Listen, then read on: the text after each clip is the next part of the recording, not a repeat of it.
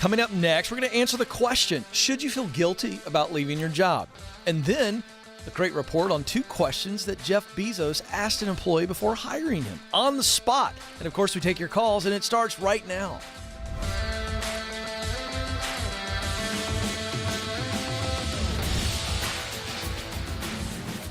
All right, welcome to the Ken Coleman Show, folks. Thrilled to have you with us.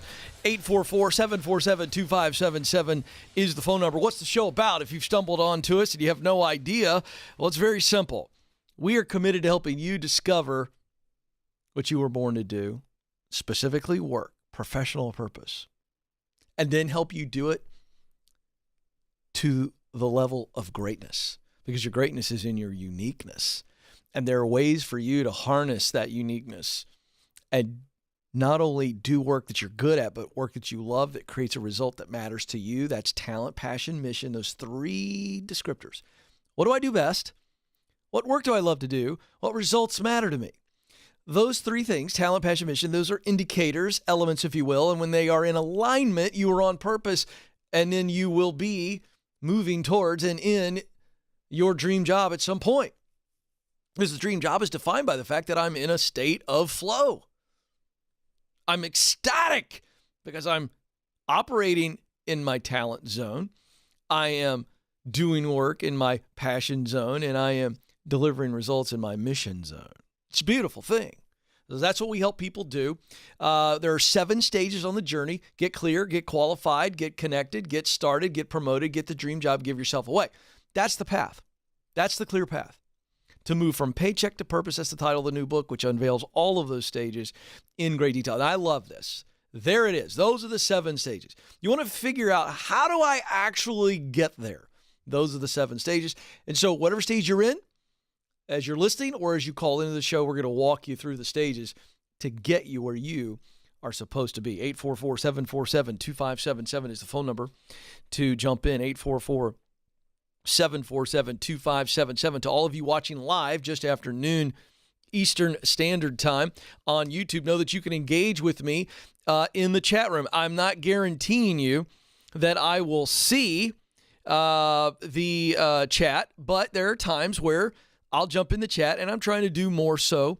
And so we'd love to have you jump in if you're watching live. If you're watching later, join us live. And so we're going to jump in here in a second. I'm trying to figure out how to get the live window up here. I don't know what's going on here. Let's just do this really quick, folks. This is how you know it's live, because this is probably driving the team nuts back there. But I really don't care, because I want to get into the chat room. So here we go. Live now. Okay, boom. I'm in. So there we go. Jump in the chat room if you want. And be forewarned, I might call you out in a good way, and we might have a little fun. I might tell you to call into the show. So now I'm into the chat room, and we can keep going. All right. So today, let's answer the big question. We seem to get a lot of this. Amanda was telling me we get a lot of these calls. So we were talking about it. I said, okay, let's just hit this head on. Should I feel guilty about leaving my job? I don't want to in any way minimize this, but that is a notion that is being driven by fear. I'm just going to tell you that. Now let's break it down. So why do people feel guilty? I mean, and guilt is such a strong word, isn't it? I mean, you think about what's the context by which we use the word guilt. Criminal, right? Like, you broke the law. You're guilty. Like, that's a strong word. So why do people feel guilty about quitting? And why is this so relevant? Because 41% of all workers are thinking about handing in their notice. This is a brand new survey by Microsoft. The Great Resignation, if you haven't heard it called that.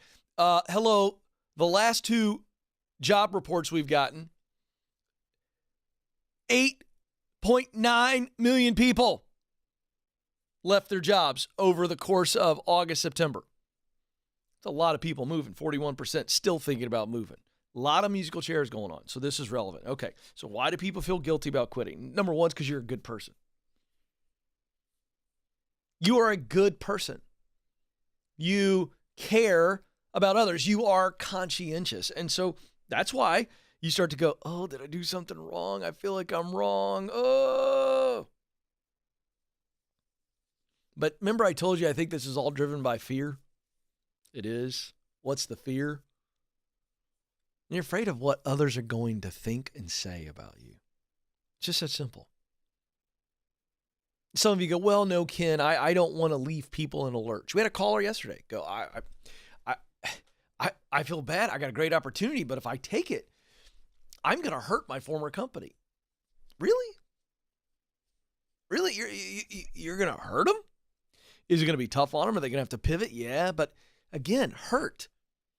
That's the word she used. We're talking about if I punch somebody, I hurt them. That is a premeditated or a overreaction that's unhealthy. If you decide to leave a company to go to a better gig, there's no hurting going on. So get over the superhero complex. If I leave, Ken, I don't know how they'll survive. Now, nobody says it that way. And when I say it that way, I'm putting a whole bunch of drama on that, but that's essentially it. Is this a superhero pose, Nathan? I feel very silly right now doing this. But if I had a superhero suit on and my hands were on my hips and I was looking out and yes, and the cape behind me is blowing, I cannot leave. There is too much on my shoulders. That's ridiculous. Hopefully everybody's laughing at me out there. I know they're laughing at me in the control room, and rightfully so. But I'm making my point. That thought is as silly as I looked.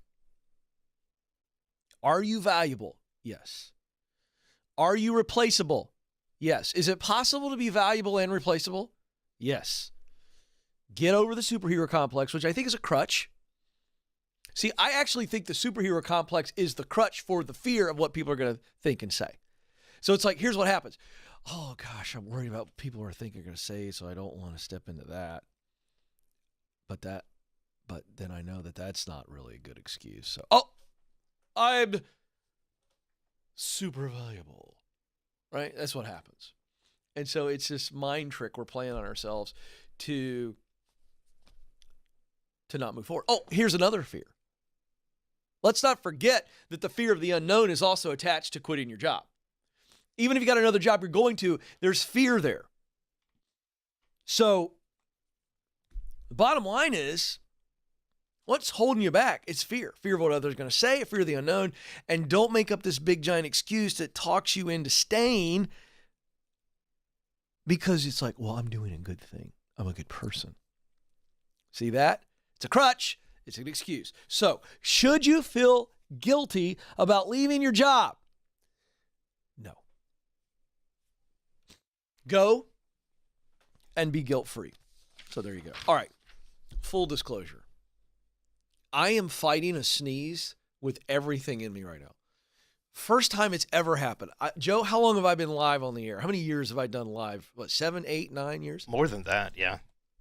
Right now, everything in my body. You know, I just thought I'm going to share this with the audience. I'm a little stuffy today. You can probably tell. Sneezed this morning. Sneezed my head off. Something's gotten to me. And in the middle of that rant, I was overcome with the urge to sneeze. And I mean, it was this close. I don't know what I was going to do, Nathan, because we're live. I was going to hit the button to help with the sound. See, I hit that little silent button and I can do a big sniff. I'm trying to get control of it. And so let me tell you what's happening right now. This is real and raw. By talking about it, I'm trying to overcome the urge to sneeze. It's that close. Rub your eye. Why? It helps. Really? Yeah. Stops you from sneezing for some reason. Okay, this is so fun. I'm live right now and I'm rubbing my eyes. Also, I don't sneeze on YouTube. But at this point, I think the people might want to see me sneeze. So let's discuss this briefly when we move on. If I ever can't control the sneeze, Joe, what do you guys want me to do? Just go over here to the side? No, just hit your, sneeze button over there. Oh, my gosh. I mean, I can't imagine. I know I'd hit the sound button, but I mean, I'm going to have to go off over here and cover up. Okay, so the urge hasn't gone away, but we're going to keep going. Unbelievable, folks. This is real. If you do sneeze, we will pause it at the exact frame and make the YouTube thumbnail. Yeah. Oh, really? That'll be great. That'll be one of the ugliest thumbnails of all time. People would really appreciate that. Oh, let's go to the chat room. Anybody care about the sneeze in the chat room? It doesn't seem like they do. Boy, I tell you what, I am really struggling. Let's get to the phones. Saba joins us in Los Angeles, California. Saba, you're on the Ken Coleman Show. Hi, Ken. It's an honor to speak with you. Well, the honor is First, all I mine. want to thank you. I appreciate that. First, I wanted to thank you for reigniting the passion in me to pursue my purpose. Wow. By listening to you, you have reignited it again. That's awesome. So my purpose is to become a public speaker to inspire and have positive impact on people by telling my personal story.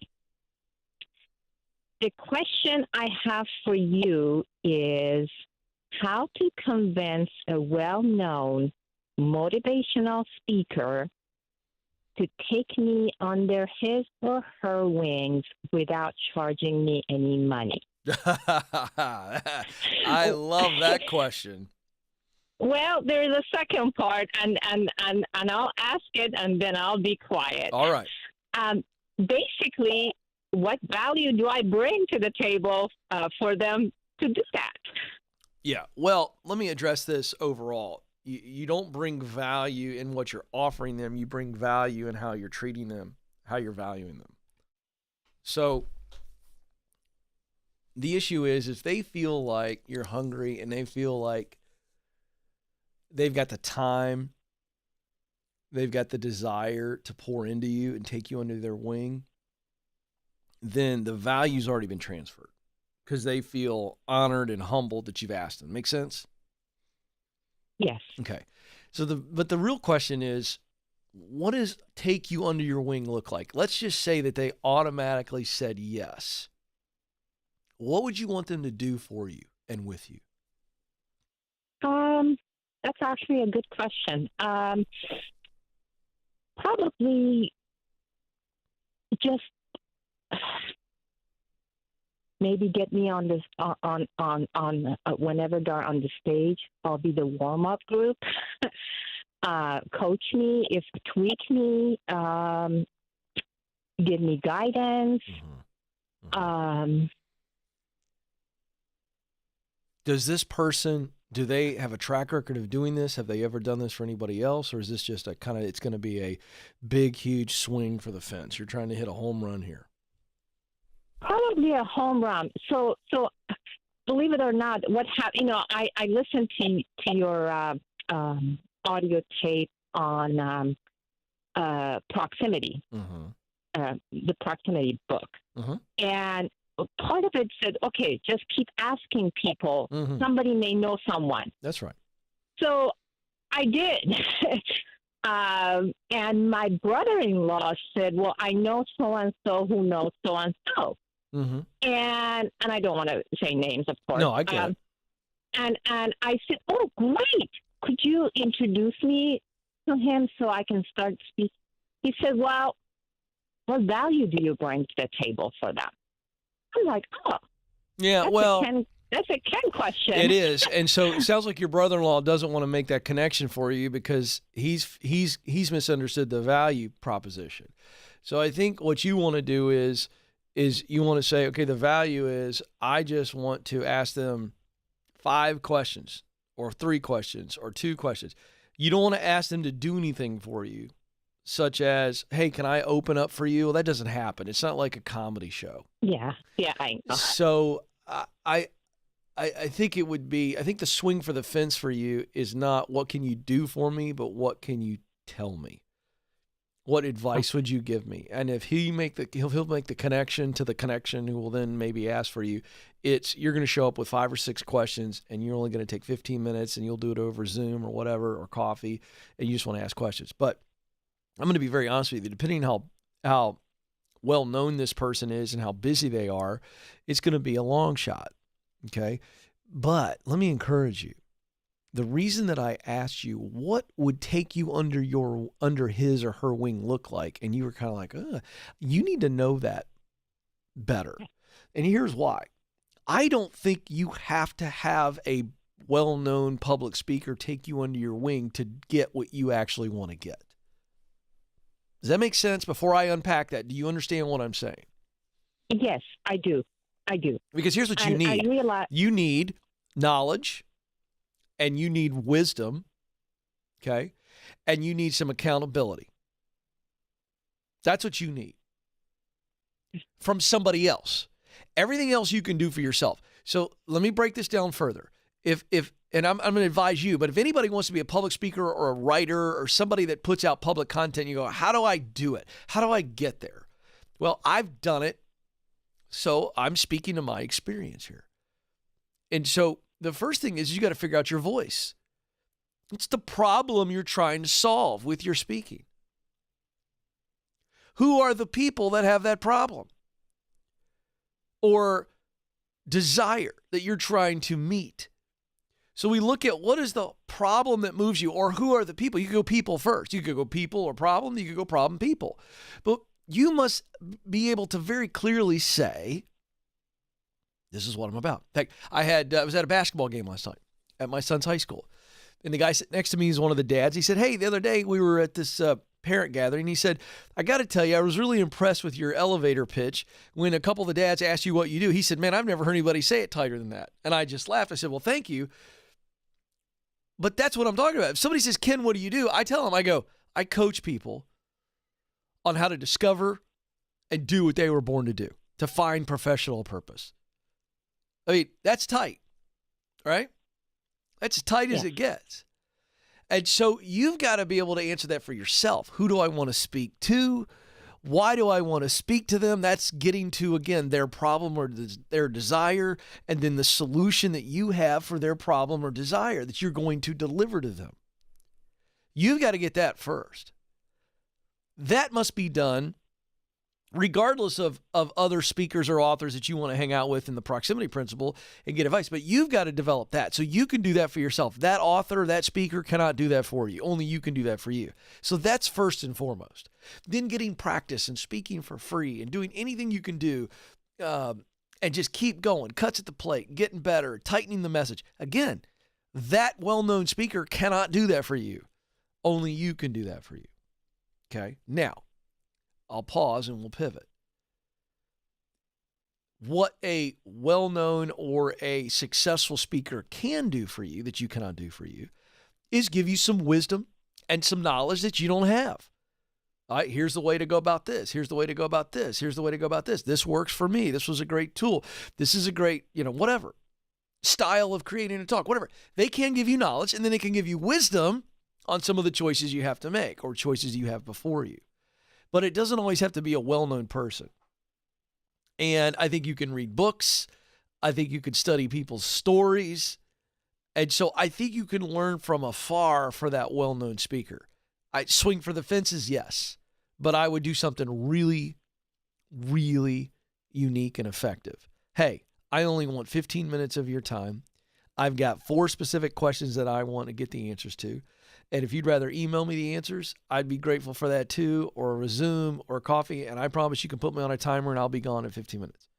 Do something bold but specific and submit the questions so they know you're very serious.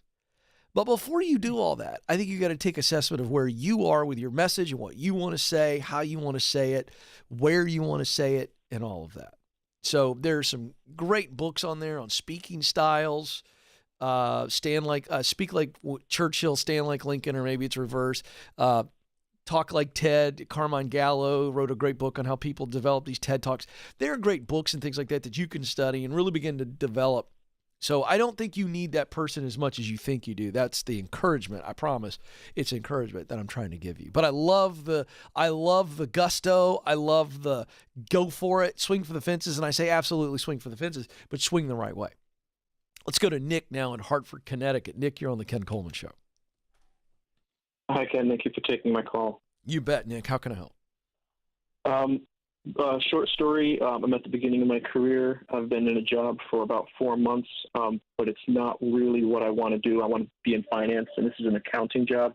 The problem is the accounting is very narrow to the field or the industry that's in, so it's not really transferable elsewhere. And the problem is it would take maybe over a year before I could finally apply to the finance department, just because of policies of how long you have to be employed. And I came in through a staffing firm, and I'm worried about quitting, not because they couldn't replace me, but I don't want it to look like I can't hold down a job, and I have other opportunities that would pay more. Like one of them that would bring my pay up from 40 up to over 60, but there would be no benefits because it's also through a staffing firm, and I just don't know the right career move. Okay, well, forget about benefits and forget about what people are going to think, because no one's going to think that you can't hold down a job if you took a promotion. Nearly 9 million people over the last 2 months quit their job to do something else. You're not going to look like a flake, especially if you're leaving to something. Am I right?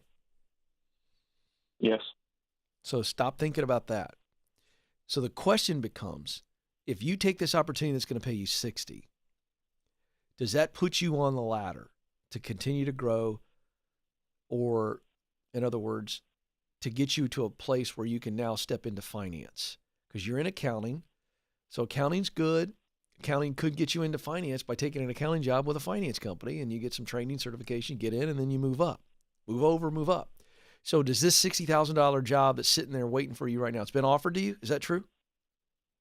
No, but it's like an example of other jobs that I'm applying to and would qualify for. One of them that I'm in the process for. I'm just thinking about what I might leave to as a hypothetical. Okay, well, I don't deal in hypotheticals, and you shouldn't either. So Okay. What's the move that you need to make to move from accounting to finance? What's the move?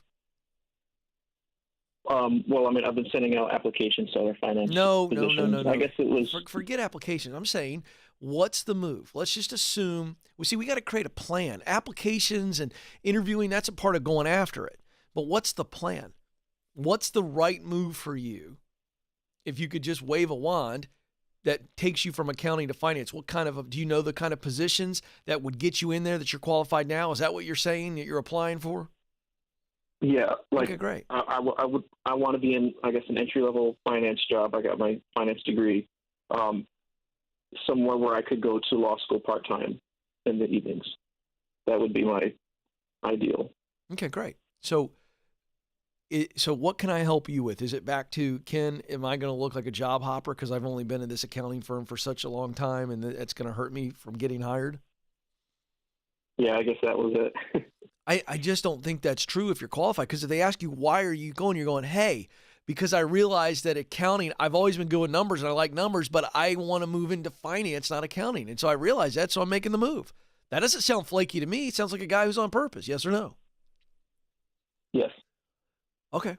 Is that what you needed? Because I want to give you what you called for, but if you know what you're looking for and you're qualified for it and you're going for it, great.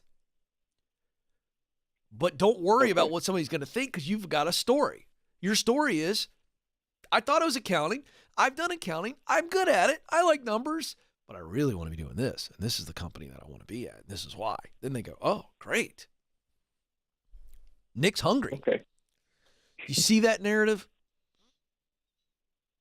Yeah, that's why I called. I wanted to make sure my thinking, if it needed to be corrected, which I clearly did. Yes, you're a good guy. You know exactly what you want to do, and you know why. So go for it. Okay. Thank you, Ken. You bet, man. Appreciate you so much. 844-747-2577 is the phone number, 844-747-2577. Hey, Nick, everybody else that's thinking about moving, you just want to put yourself out there and see what it's like, but you're kind of going, oh, I don't know if I want to do resumes all the time, and I'm not going to hear anything. It's just not fun. Why wouldn't you go to ZipRecruiter.com/Ken today to apply in one click with a profile and one resume, hopefully the Ken Coleman Show resume, And let ZipRecruiter, the number one hiring site in the United States, go to work for you, because they do. They start pitching you, promoting you to companies who have jobs that fit your profile. You get updates when they look at your profile, when they like your profile, and when they ask for your contact information, and it's free. It's easy and free. Let me say that again, because that's really all you need to hear. It's easy and it's free. ZipRecruiter.com/Ken. Go today. All right, quick break. When we come back, really good insight from a great interview story and how a guy answered 2 questions from Jeff Bezos that got him hired on the spot. That's coming up.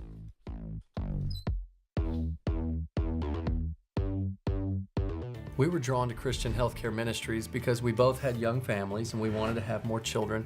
And we had also just started a real estate company and needed to find healthcare coverage that would meet our needs. We were attracted to CHM because of its low monthly costs and the ability to negotiate medical costs down. Established in 1981 and accredited by the Better Business Bureau, CHM is here to meet the needs of your growing family or small business. Check us out at chministries.org. We absolutely believe in it. You were created to fill a unique role in and through your work. The world needs what you have to offer. Now, some of you may be going, I have no idea what that is. Some of you may be saying, I know what I want to do, but I don't know how to get there. And then there's others of you who are saying, I know what I want to do, I know how to get there, but fear, family, doubt, finances are holding me back.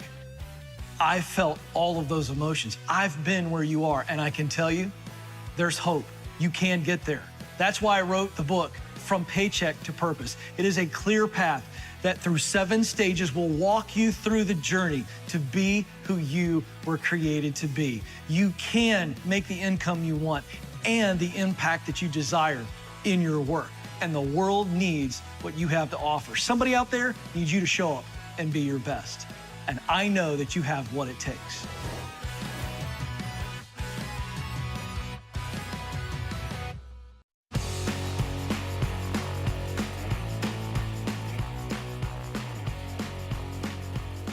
All right, folks, welcome back to the Ken Coleman Show. So I got to tell you, right as we were coming back, something fell off of one of the cameras, a little circular styrofoam piece, and just rolled on the floor. Pretty fantastic. Like, today is the day of distractions. I almost sneezed in the first segment, and this is hysterical. I'm gonna get it. I'm gonna go get it. I've never done this before. Today's the day. I'm just having so much fun. So Nathan will just try to track me on camera. I want to know what this is.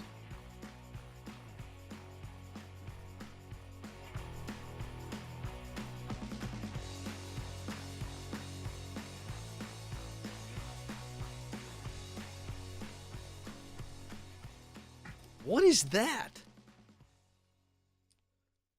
A very Fascinating. large mint. By the way, it's very heavy. You would think that it's styrofoam. And listen to this. It's got some real girth. All right, there it is. Hey, new stuff today. Almost sneezed. And do you have any idea what this is? Nathan has no clue. It's got a real interesting shape to it. So there it is. Fell right off the camera. Something fell and just rolled right in there. And I have ADHD. And there are moments where I go, am I going to address that or am I going to let it go? And today I decided we're going to have some fun. We're having fun on the Ken Coleman Show.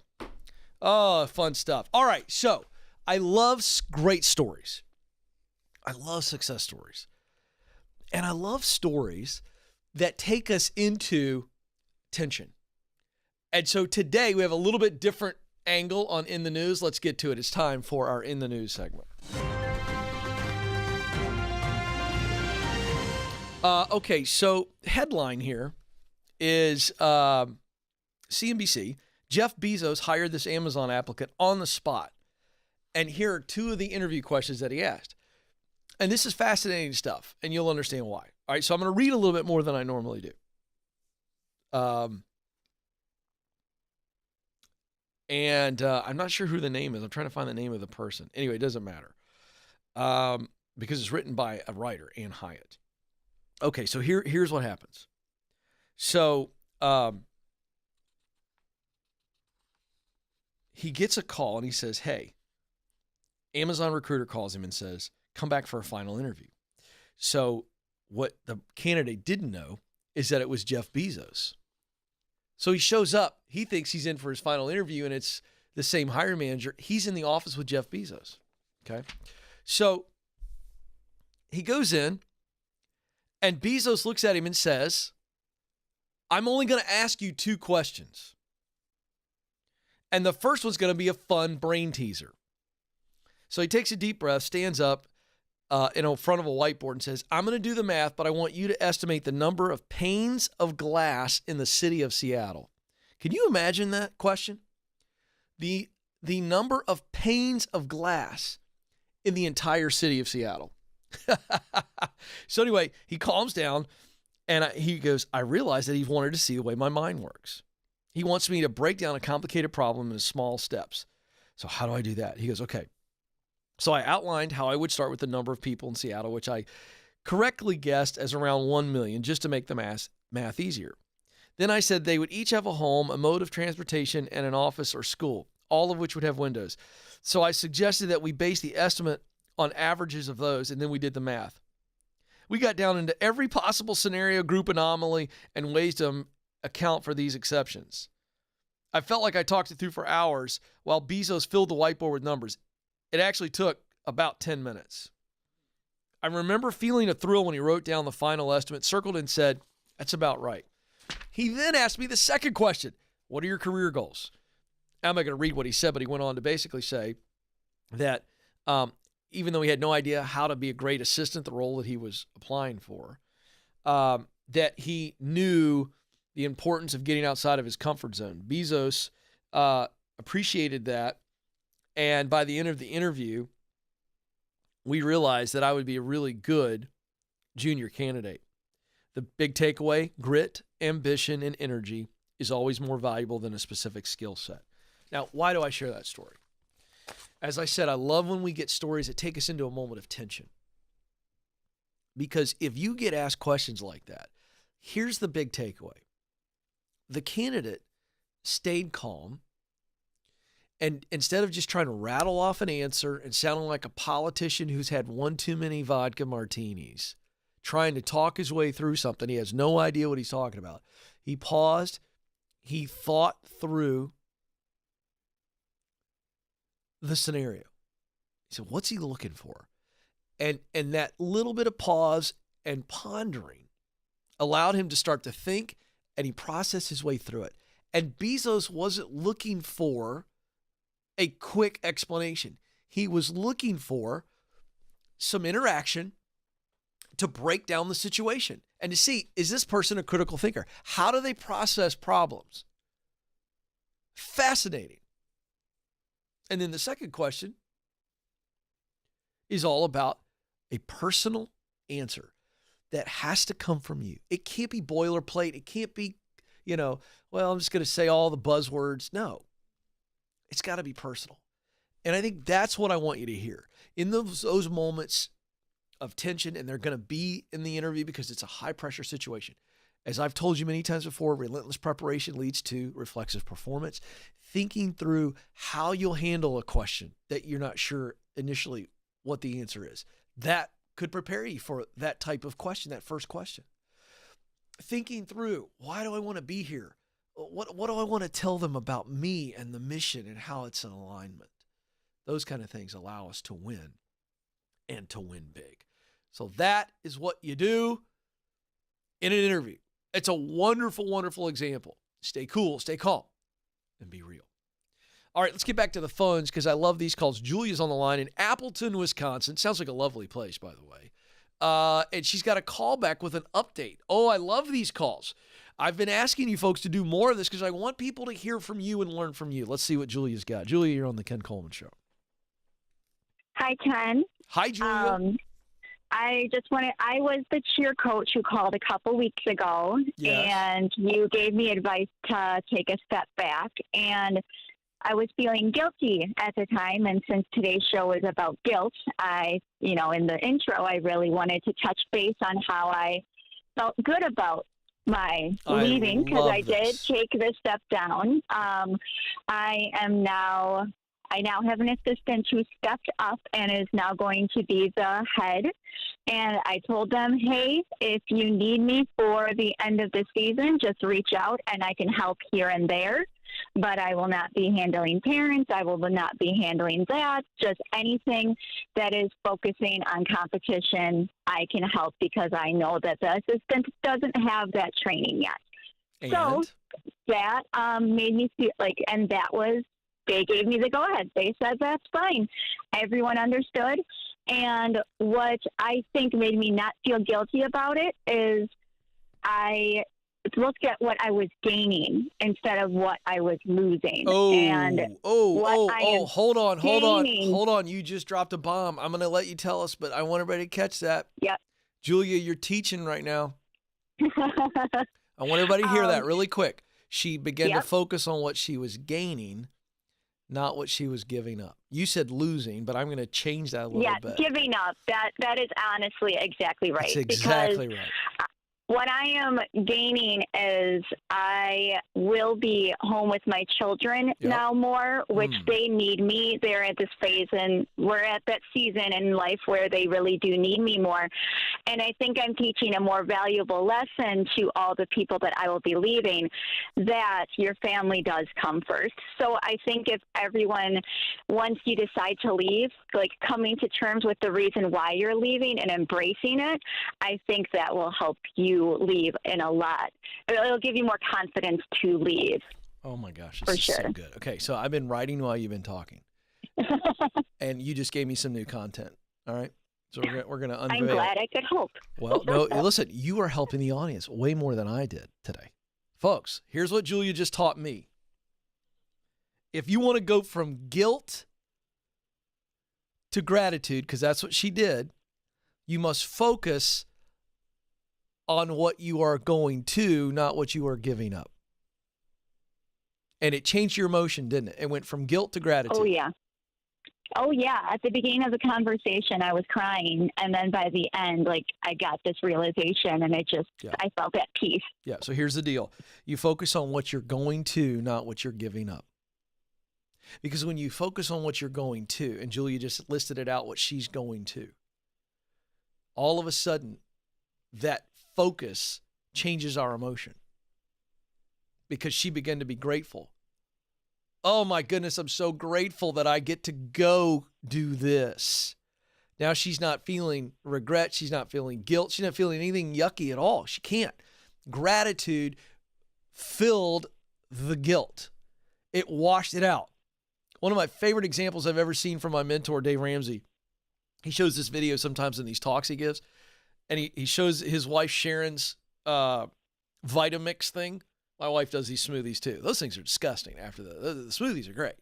But the inside of those Vitamixes are disgusting. Have you ever seen those things? It's disgusting. Look, it's like, it looks like some sort of sludge, you know? And so what do you got to do?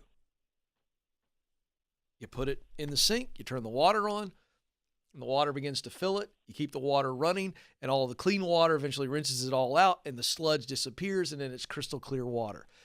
Julia, your gratitude washed all the guilt away. That's what happened because of your focus. That's amazing. And you know what else I want to focus on, Julia? We kind of moved real quick past the fact that nobody freaked out and called you bad names when you told them you were leaving. Oh, not yet. I'm hoping. I mean, wait. I'm just kidding. I know, because listen, who cares? Right, exactly. Good for you. Julia, this is great. This is good teaching right here. This is going on social media. Credit to Julia. From guilt to gratitude. Well, thank you. You focused on what you were getting, not what you were giving up. Really good stuff. Thank you so much for the call. Love that, Julia. So fun. By the way, let me tell you what else Julia is going to get from this. Aside from gratitude replacing guilt, aside from being home with the family and all the new things that she wants in the season of her life, you know what else she's going to get? She's going to get courage to do this again, because there's going to come another season where she's going to have to quit something else to keep moving up. And the more we do this, the more brave, the more courage we get to keep moving forward. Fantastic stuff. Quick reminder, if you've watched the show and you've made some changes in your life, whether you've called in or not, call back or call in or jump in the chat room. I want you to share your stories with the audience, just like Julia did, because I'm going to tell you something. There are people out there that got more from what Julia said than anything I'll ever say. And I'm okay with that. That's why we do it. So share your story. Ask at kencoleman.com if you want to schedule the call or just join us live. Hit the chat room. The team will get you on the phone. Our wonderful team over here in the control room, they'll get you on the air. I want you to share what you did to win because people learn from that. And not only do they learn, they get courage. Great stuff. Love you, Julia. Keep on keeping on. All right, I got to get out of here. But before I do, remember this. You matter, and you do have what it takes. This is the Ken Coleman Show. Press on.